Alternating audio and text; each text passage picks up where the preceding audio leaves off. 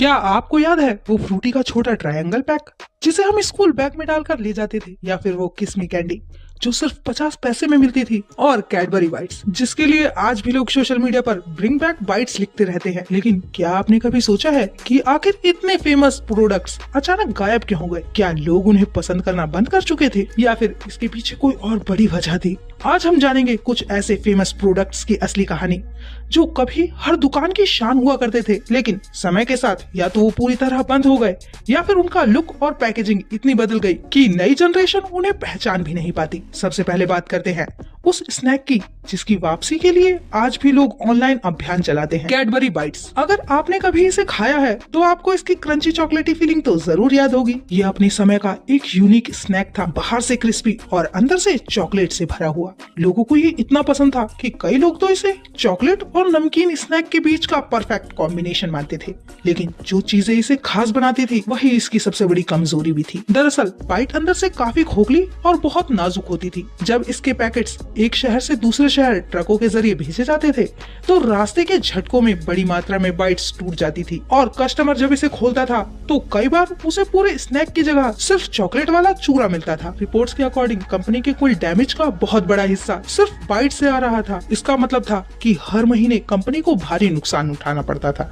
फिर 2010 में अमेरिकी कंपनी क्राफ्ट फूड्स ने कैडबरी को खरीद लिया। नए मैनेजमेंट ने सभी प्रोडक्ट्स की जांच की और पाया कि बाइट्स लगातार नुकसान दे रही हैं। और दूसरी तरफ कंपनी ओरियो जैसे बड़े इंटरनेशनल ब्रांड को भारत में प्रमोट करने की तैयारी कर रही थी। ऐसे में कंपनी ने एक मुश्किल लेकिन जरूरी फैसला लिया और बाइट्स को बंद कर दिया। यही वजह है कि लोगों की पसंद होने के बावजूद बाइट्स बाजार से गायब हो गई। अब बात करते हैं हिप्पो टोस्टीज की, जिसकी कहानी शायद सबसे ज्यादा चौंकाने वाली है। नॉर्मली कोई प्रोडक्ट तब बंद होता है जब लोग उसे खरीदना बंद कर देते हैं, लेकिन हिप्पो के साथ मामला बिल्कुल उल्टा था। ये प्रोडक्ट इसलिए बंद हुआ क्योंकि लोग इसे जरूरत से ज्यादा खरीद रहे थे। दरअसल 2009 में पार्ले ने हिप्पो टोस्टीज लॉन्च किया था, लेकिन हिप्पो खुद को एक हेल्दी बेक्ड स्नैक के तौर पर पेश कर रहा था। स्वाद भी अच्छा और इसके विज्ञापन भी लोगों को खूब पसंद आए। देखते ही देखते इसकी मांग तेजी से बढ़ने लगी, लेकिन कंपनी उतनी तेजी से इसका उत्पादन नहीं बढ़ा पाई। नतीजा ये हुआ कि कई दुकानों में हिप्पो मिलना ही बंद हो गया। लोग बार बार दुकान पर जाते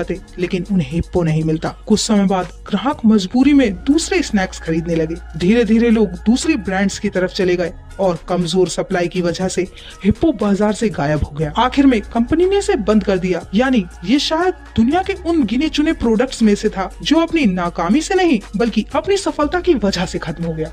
अब बात करते हैं एक ऐसी कहानी की जिसने पूरे देश में कैडबरी को मुश्किल में डाल दिया था। सवाल है, आखिर डेयरी मिल्क की पैकेजिंग क्यों बदल गई? आज जब हम डेयरी मिल्क खरीदते हैं तो उसकी पैकिंग पूरी तरह सील होती है, लेकिन एक समय ऐसा था जब इसकी पैकिंग अलग हुआ करती थी। साल 2003 में महाराष्ट्र के कुछ स्टोर से ऐसी खबरें सामने आई जिन्होंने कंपनी की चिंता बढ़ा दी। कुछ कस्टमर्स ने शिकायत की कि उनकी डेयरी मिल्क चॉकलेट में छोटे छोटे कीड़े मिले हैं। जैसे ही ये खबर मीडिया में आई, देखते ही देखते पूरे देश में फैल गई। लोगों का भरोसा डगमगाने लगा और कई लोगों ने चॉकलेट खरीदना कम कर दिया। बिक्री में भी भारी गिरावट देखने को मिली। उस समय डेयरी मिल्क सिल्वर फॉइल और ऊपर से पेपर रैप में आती थी। ये पैकिंग पूरी तरह एयर टाइट नहीं थी और अगर इन्हें स्टोर में सही तरीके से न रखा जाए या नमी ज्यादा हो तो प्रोडक्ट खराब होने का खतरा बढ़ जाता था। कंपनी समझ गई थी कि अगर जल्दी कोई बड़ा कदम नहीं उठाया गया तो ब्रांड की छवि को बहुत बड़ा नुकसान हो सकता है। इसके बाद कैडबरी ने करोड़ों रुपए का प्रोजेक्ट विश्वास शुरू किया। नई मशीनें लगाई गईं और पुरानी पैकिंग को पूरी तरह बदल दिया गया। नई पॉलीफ्लो पैकेजिंग इस तरह बनाई गई कि बाहर का असर चॉकलेट तक न पहुंचे। इसके साथ ही कंपनी ने लोगों का भरोसा वापस जीतने के लिए एक और बड़ा कदम उठाया। उन्होंने अमिताभ बच्चन को अपना ब्रांड एम्बेसडर बनाया। अमिताभ बच्चन जैसे भरोसेमंद चेहरे ने लोगों को ये भरोसा दिलाया कि कंपनी ने समस्या को गंभीरता से लिया है और अब प्रोडक्ट पूरी तरह सुरक्षित है। धीरे धीरे लोगों का भरोसा वापस लौटा और डेयरी मिल्क फिर से भारत की सबसे पसंदीदा चॉकलेट में शामिल हो गई। अब बात करते हैं मैगी कुप्पा मैनिया की। ये प्रोडक्ट क्यों बंद हुआ? इसकी सबसे बड़ी वजह थी कि ये अपने ही सबसे बड़े प्रोडक्ट से हार गया। भारत में मैगी सिर्फ एक नूडल नहीं बल्कि एक इमोशन है। इसी लोकप्रियता को देखते हुए नेस्ले ने 2010 के आसपास मैगी कुप्पा मैनिया लॉन्च की। इसका आइडिया काफी नया था। नूडल्स पहले से एक कप में पैक होकर आते थे और ग्राहक को सिर्फ गर्म पानी डालना होता था। कुछ ही मिनटों में नूडल तैयार हो जाते थे। कंपनी को उम्मीद थी कि ऑफिस जाने वाले लोग, कॉलेज स्टूडेंट्स और जल्दी खाना चाहने वाले लोग इसे खूब पसंद करेंगे। लेकिन असली दिक्कत इसकी कीमत थी। जहाँ नॉर्मल मैगी कम कीमत में ज्यादा मात्रा देती थी, वहीं कुप्पा मानिया थोड़ी महंगी पड़ती थी। लोगों को लगा कि जब वही स्वाद साधारण मैगी में कम पैसों में मिल सकता है तो ज्यादा पैसे क्यों खर्च किए जाएं। धीरे धीरे लोग फिर से नॉर्मल मैगी की तरफ लौटने लगे। यानी कुप्पा मानिया का सबसे बड़ा मुकाबला किसी दूसरी कंपनी से नहीं बल्कि खुद मैगी से था। समय के साथ इसकी बिक्री लगातार कम होने लगी। फिर 2015 में मैगी की कंट्रोवर्सी के बाद नेस्ले ने अपने बिजनेस की समीक्षा की और उन प्रोडक्ट्स पर ज्यादा ध्यान देना शुरू किया जिनकी बिक्री ज्यादा थी। कुप्पा मानिया पहले से ही संघर्ष कर रही थी,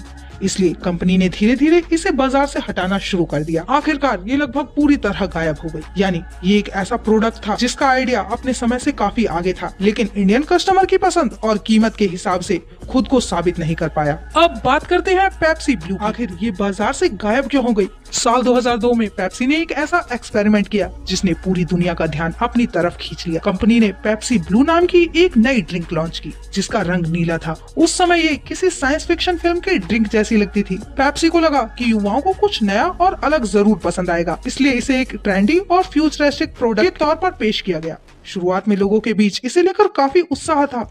हर कोई सिर्फ ये देखने के लिए इसे खरीद रहा था कि आखिर नीले रंग की कोल्ड ड्रिंक का स्वाद कैसा है। लेकिन कुछ समय बाद असली दिक्कत सामने आने लगी। लोगों को इसका स्वाद नॉर्मल पेप्सी जैसा नहीं लगा। वहीं इसका चमकीला नीला रंग भी हर किसी को पसंद नहीं आया। पहली बार लोगों ने इसे जिज्ञासा में खरीदा, लेकिन दूसरी बार खरीदने की कोई खास वजह ही नहीं बची। कंपनी ने इसके विज्ञापन और प्रमोशन पर खूब पैसा खर्च किया था। शुरुआत में बिक्री भी अच्छी रही, लेकिन कुछ महीनों बाद इसकी मांग तेजी से गिरने लगी। तब पेप्सी को समझ आ गया कि सिर्फ अलग दिखना काफी नहीं होता, लोगों को स्वाद भी पसंद आना चाहिए। जब बिक्री लगातार गिरती गई तो कंपनी ने कई देशों में पेप्सी ब्लू को बंद करना शुरू कर दिया। कुछ जगहों पर ये बाद में थोड़े समय के लिए वापस भी आई, लेकिन पहले जैसी लोकप्रियता हासिल नहीं कर पाई। पेप्सी ब्लू की कहानी बिजनेस की दुनिया का एक बड़ा सबक मानी जाती है। मार्केटिंग लोगों को पहली बार प्रोडक्ट खरीदने के लिए तैयार कर सकती है, लेकिन किसी प्रोडक्ट को लंबे समय तक सफल बनाने का काम सिर्फ ग्राहकों का अच्छा अनुभव और स्वादिष्ट ही करती है। अब बात करते हैं फ्रूटी की। अगर आप 90s या 2000 के बच्चे रहे हैं तो आपको वो छोटा ट्रायंगल पैक तो जरूर याद होगा। गर्मियों में फ्रिज से निकली ठंडी फ्रूटी और उसको स्ट्रॉ लगाकर पीने का मजा ही अलग था। 1985 में लॉन्च हुई फ्रूटी भारत के सबसे सफल मैंगो ड्रिंक में से एक बन गई थी। स्कूल जाने वाले बच्चों के बीच इसकी लोकप्रियता इतनी ज्यादा थी कि ये लगभग हर टिफिन बॉक्स का हिस्सा बन चुकी थी। लेकिन यही लोकप्रियता बाद में इसकी सबसे बड़ी चुनौती बन गई। जैसे जैसे बच्चे बड़े होते गए, उन्होंने फ्रूटी को एक किड्स ड्रिंक के रूप में देखना शुरू कर दिया। कॉलेज और यंग जनरेशन के लोग खुद को ज्यादा मॉडर्न दिखाने के लिए बोतल वाली ड्रिंक्स की तरफ शिफ्ट होने लगे। दूसरी तरफ माजा और स्लाइस जैसी ब्रांड्स बड़े और आकर्षक पैकेजिंग के साथ मार्केट में मजबूत होती जा रही थी। पार्ले एग्रो को समझ आ गया कि अगर फ्रूटी को लंबे समय तक बाजार में टिकाना है तो उसकी इमेज बदलनी पड़ेगी। इसलिए 2015 में कंपनी ने एक बड़ा फैसला लिया। ट्रायंगल पैक को धीरे धीरे हटाकर ट्रेंडी पीईटी बॉटल्स और नए डिजाइन वाले पैक लॉन्च किए गए। मकसद सिर्फ पैकेट बदलना नहीं था, बल्कि लोगों के दिमाग में बनी बच्चों वाली ड्रिंक की इमेज को खत्म करना था। कंपनी चाहती थी कि यंग जनरेशन भी फ्रूटी को उतना ही पसंद करे जितना बच्चे करते हैं। यही वजह है कि आज फ्रूटी का लुक पूरी तरह बदल चुका है, लेकिन उसका स्वाद अभी भी वही पुरानी यादें ताजा कर देता है। अब बात करते हैं उस कैंडी की जिसने एक समय पर बच्चों की जेब खर्च की दुनिया पर राज किया था। हम बात कर रहे हैं पार्ले किस्मी कैंडी की। एक समय ऐसा था जब सिर्फ 50 पैसे में मिलने वाली ये कैंडी लगभग हर किराने की दुकान पर दिखाई देती थी।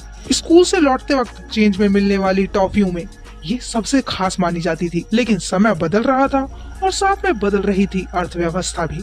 चीनी के दाम बढ़ रहे थे, पैकेजिंग महंगी हो रही थी और ट्रांसपोर्टिंग का खर्च भी लगातार ऊपर जा रहा था। अब सोचिए, अगर किसी कंपनी को 50 पैसे में प्रोडक्ट बेचना पड़े और उसकी लागत उससे ज्यादा हो जाए तो वो कितने समय तक टिक पाएगी। यही समस्या पार्ले के सामने भी आई। दूसरी तरफ खुदरा दुकानदार भी 50 पैसे के सिक्कों से परेशान होने लगे थे। कस्टमर्स चेंज मांगते थे, लेकिन 50 पैसे का सिक्का धीरे धीरे बाजार से गायब हो रहा था। ऐसे में दुकानदार भी छोटी टॉफियां देने से बचने लगे। कंपनी ने समझ लिया कि पुराने मॉडल के साथ आगे बढ़ना मुश्किल है, इसलिए किस्मी और दूसरे कई छोटे प्रोडक्ट्स की पैकेजिंग बदली गई। उनका साइज थोड़ा बढ़ाया गया और कीमत ₹1 कर दी गई। यानी ये बदलाव किसी फैशन या डिजाइन की वजह से नहीं, बल्कि बढ़ती महंगाई और बदलती बाजार व्यवस्था की वजह से हुआ था। इन सभी कहानियों में एक बात तो कॉमन है। बाहर से देखने पर हमें लगता है कि कोई प्रोडक्ट अचानक बंद हो गया या उसका पैकेज बदल गया, लेकिन पर्दे के पीछे बिजनेस की दुनिया में बहुत सारे फैसले, चुनौतियां और कैलकुलेशन चल रही होती है। कभी किसी प्रोडक्ट की इमेज बदलनी पड़ती है, कभी बढ़ती महंगाई से लड़ना पड़ता है, कभी सप्लाई चेन की समस्या सामने आ जाती है और कभी कस्टमर्स का भरोसा बचाने के लिए पूरी पैकेजिंग बदलनी पड़ती है। यही वजह है कि बिजनेस सिर्फ अच्छा प्रोडक्ट बनाने का नाम नहीं है, असली खेल तो उसे लंबे समय तक बाजार में टिकाए रखने का होता है।